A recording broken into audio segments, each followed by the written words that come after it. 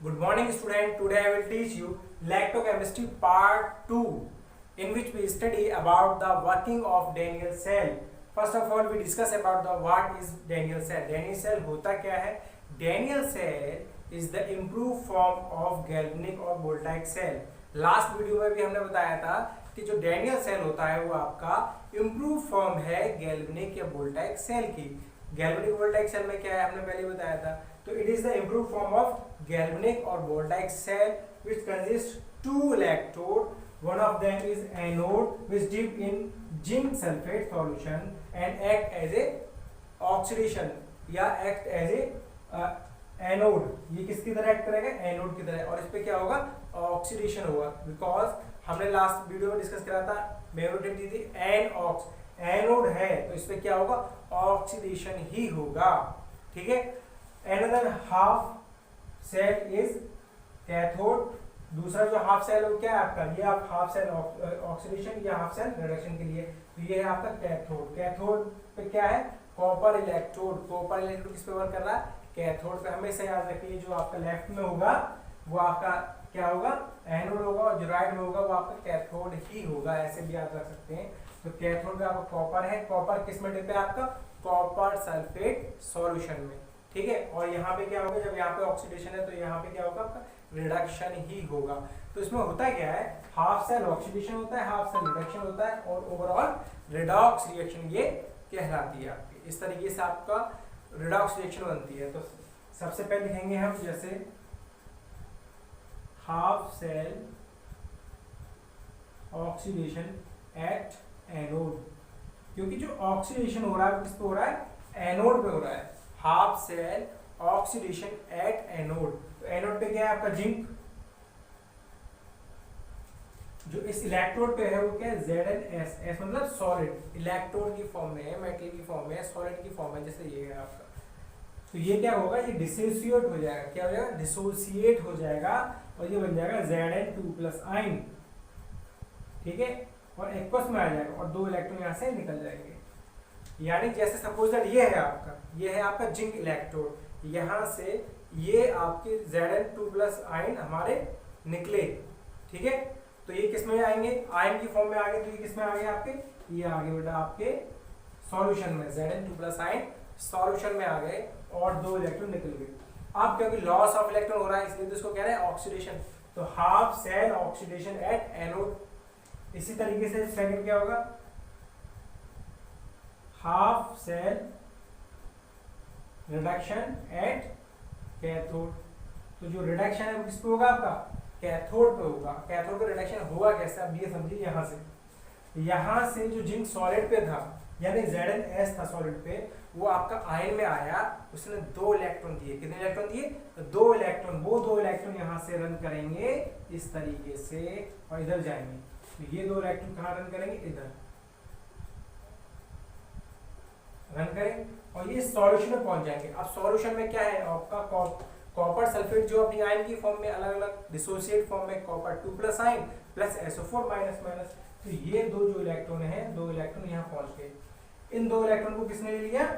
ये जो copper 2+ ion है एक्वस में, इसने ये दो इलेक्ट्रॉन का इस्तेमाल किया, इसको गेन किया और गेन करने के बाद ये कॉपर आ गया सॉलिड पर. सॉलिड मतलब इलेक्ट्रोड पर. कहां पे आ गया? यहां आ गया.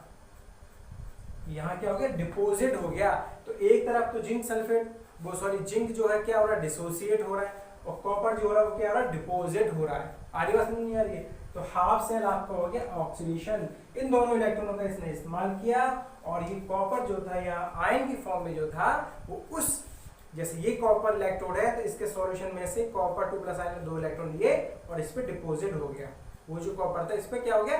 डिपोजिट हो गया. ठीक है. तो half cell oxidation, half cell reduction, half cell oxidation and half cell reduction दोनों को कंबाइन कर देंगे तो क्या बन जाएगी? Full cell reaction. या हम कह सकते हैं आपकी कंप्लीट रिएक्शन. ठीक है. तो फुल सेल रिएक्शन कैसे लिखेंगे? Zn(S) plus copper 2+ ion in aqueous. Net cell reaction भी कह सकते हैं इसको. नेट सेल रिएक्शन यानी पूरी सेल में कौन सी रिएक्शन हो रही है? तो Zn फिर कॉपर 2+ आयन. अब ये इलेक्ट्रॉन दिखाने की जरूरत नहीं है क्योंकि यहाँ से 2 इलेक्ट्रॉन गए तभी तो उसने लिए। यहाँ क्या जाएगा Zn2+ आयन, तो ये तो Zn में 2 इलेक्ट्रॉन दिए और Zn आ गया आयन में, और कॉपर कहाँ गया था आपका, कॉपर ने वो 2 इलेक्ट्रॉन लिए और कॉपर आ गया आपका इस इलेक्ट्रोड पर।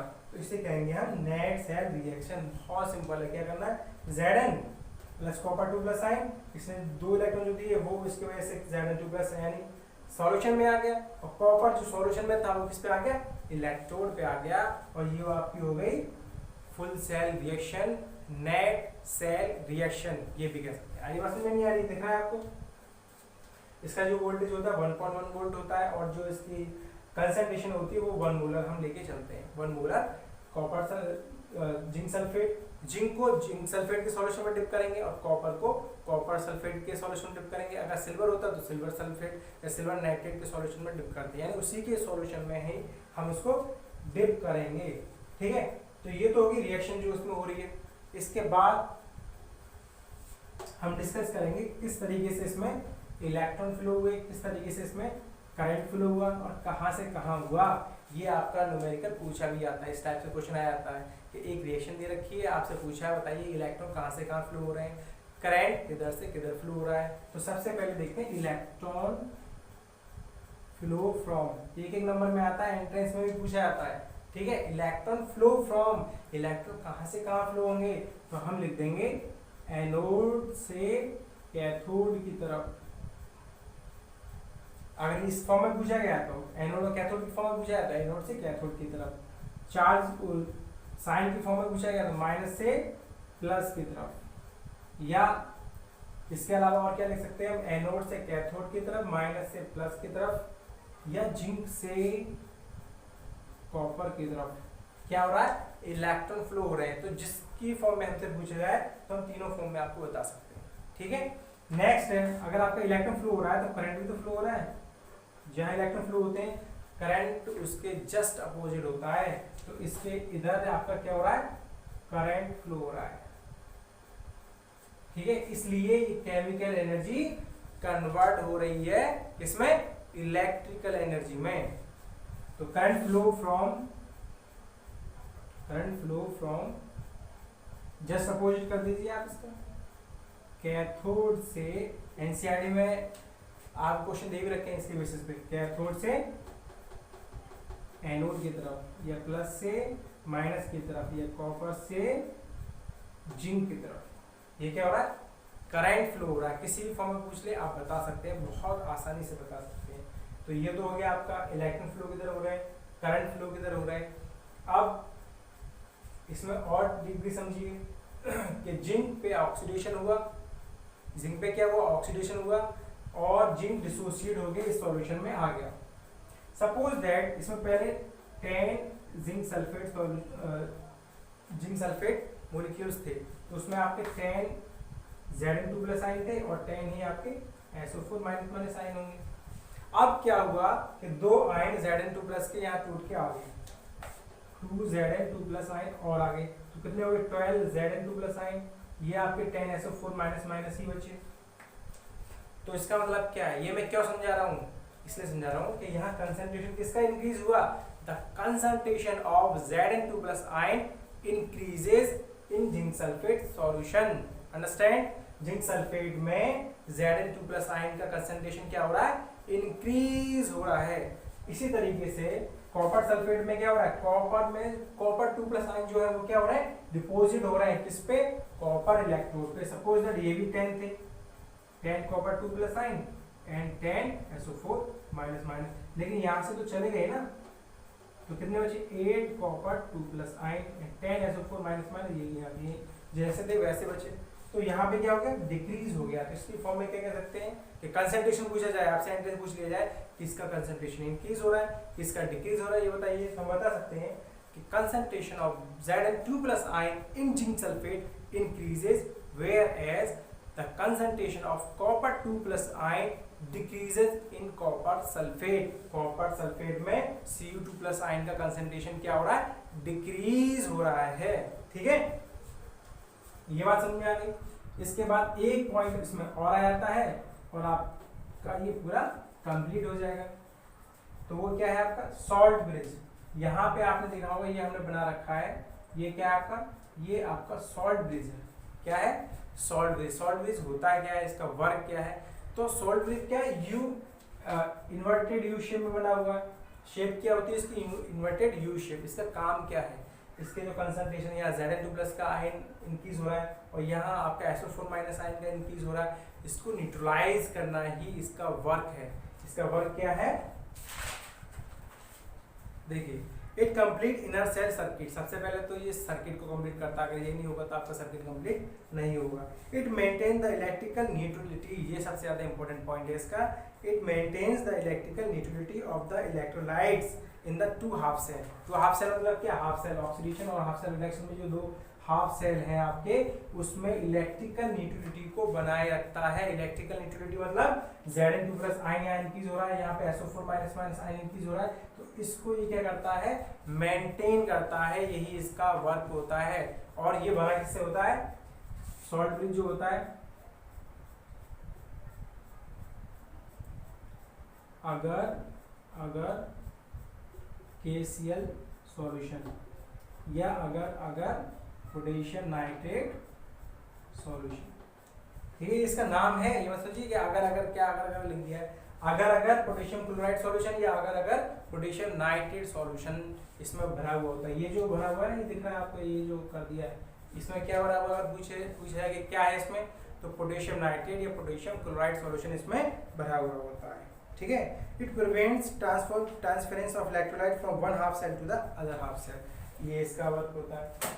तो ये हो गया आपका डैनियल सेल। डैनियल सेल की वर्किंग आपको समझा दी है, पूरी तरीके से आपको समझ में आ गया होगा क्या करना है क्या नहीं करना है। इसके साथ साथ एक चीज और समझ लीजिए, जैसे हमने बताया था इलेक्ट्रोकेमिकल सेल बता दिया आपके, इलेक्ट्रोकेमिकल सेल में डैनियल सेल आ गया आपका। दूसरा होता है इलेक्ट्रोलाइटिक सेल।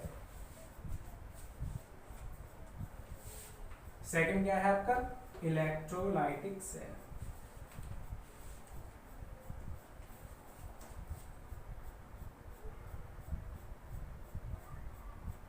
इलेक्ट्रोलाइटिक सेल, तो इलेक्ट्रोलाइटिक सेल किसे कहेंगे, बहुत सिंपल है, एक डेफिनेशन सुन लोगे कंप्लीट हो गया।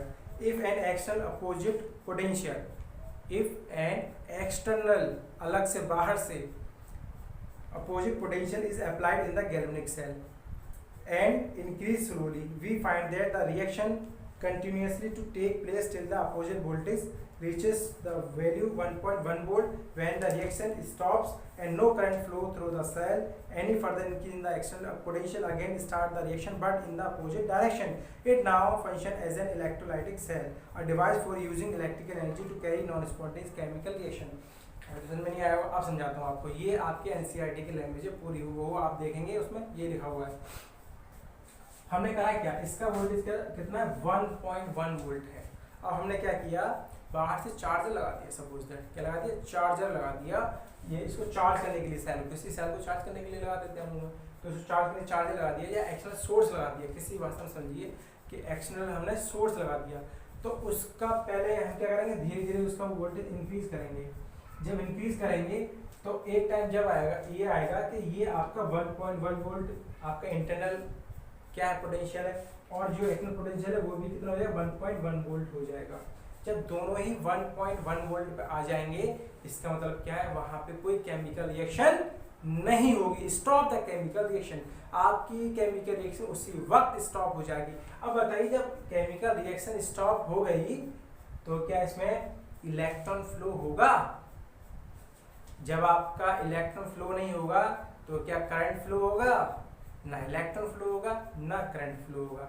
अब क्या होगा कि हम जो एक्सटर्नल सोर्स को दे रहे हैं उसको और इंक्रीज कर दिया, यानी 1.1 वोल्ट से ज्यादा कर दिया। क्या कर दिया? 1.1 वोल्ट से ज्यादा कर दिया। उस कंडीशन में ये आपका जो वर्क करने लगेगा दोबारा से, ठीक है।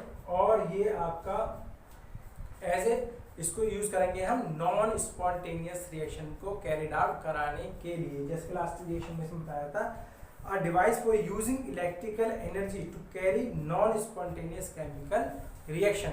इसको और डिटेल में पढ़ेंगे जब नेक्स्ट में पढ़ेंगे। तो इसमें होता है क्या है, जब एक्सटर्नल सोर्स लगा देते हैं हम तो धीरे धीरे वो वोल्टेज आपका ये 1.1 वोल्ट है, ये 0 वोल्ट है, धीरे धीरे इंक्रीज किया तो इसके बराबर में आ गया। जब बराबर में आ गया तो कोई केमिकल रिएक्शन नहीं, कोई इलेक्ट्रॉन फ्लो नहीं, कोई करंट फ्लो नहीं, इक्विलिब्रियम स्टेट हो गई आपकी, ठीक है। अब और इंक्रीज कर दिया तो ये सारी रिएक्शन अपोजिट हो जाएगी। जो एनोड था वो कैथोड बन जाएगा, जो कैथोड था वो एनोड बन जाएगा, जो माइनस था वो प्लस बन जाएगा, जो प्लस था वो माइनस बन जाएगा। और ये जहाँ ऑक्सीडेशन हो रहा है वहाँ रिडक्शन होगा, जहाँ रिडक्शन हो रहा है वहाँ ऑक्सीडेशन होगा। सारी रिएक्शंस आपके अपोजिट हो जाएंगी और इस तरीके से वो चार्ज हो जाएगा। जब चार्ज हो जाएगा फिर दोबारा मोबाइल, जैसे मोबाइल में डिस्चार्ज पहले 100% बैटरी, अब डिस्चार्ज हुई 0%, फिर चार्ज कर लिया, उल्टा हो गया वो, फिर चार्ज हो गया, फिर जो ऑक्सीडेशन था ऑक्सीडेशन की तरफ वर्क करेगा, जो रिडक्शन था रिडक्शन की तरफ वर्क करेगा। इस तरीके से ये रिएक्शन चलती रहती है। Okay, thank you.